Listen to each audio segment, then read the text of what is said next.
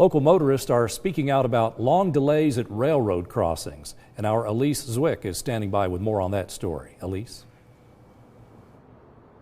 Hi there, David. That's right. These train tracks cause major delays for residents of Soddy Daisy, emergency crews, and even children going off to school. But the problem is they're privately owned tracks.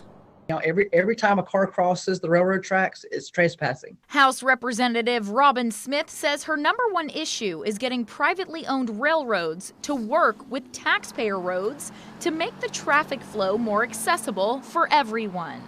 And when I was going door to door in the summer and fall of 2018, in the Hixson, Soddy Daisy area, the #1 issue when I encountered individuals on their front porch or at any sort of a neighborhood event, it was the issue of the use of their taxpayer roads with blocked trains. Last year, she passed a bill to begin putting a halt on this problem. With an enhanced economy in the area, train traffic has grown. A study published by TDOT and the city of Chattanooga in 2008 showed every 24 hours, 36 to 44 trains would pass on Hamel Road.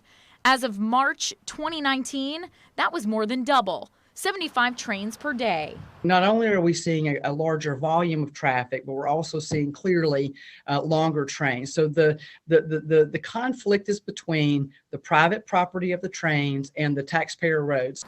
The bill allows residents to report the blocked trains to a national database overseen by the Federal Rail Authority. The top 5 areas reported will receive resources first.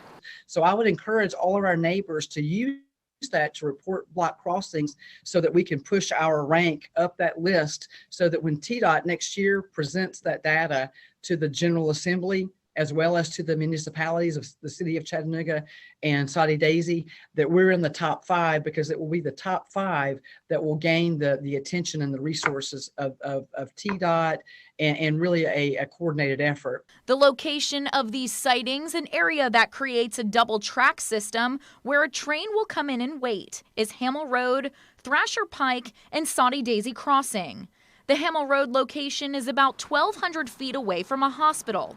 If emergency crews are detoured, it could be a matter of life or death. Working with our legal services now on drafting a bill that would lift the immunity for the railroads, that there could be a cause of action civilly and or criminally if death results or some type of disability. The solution to add an overpass to these areas will be costly. At Hamel Road alone, it will cost over $30 million. Right now, I'm just trying to get all the interested parties just to commit to saying there's a problem, so let's fix it. And so we've named the problem. The stakeholders are coming together, and I think the railroads are that they do understand that if they don't choose to participate and work as partners, then we're going to have to enter into these criminal and civil penalties. To report a blocked train, visit fra.gov/blocked crossings. Reporting live in Hixson, Elise Zwick, Channel 3 Eyewitness News.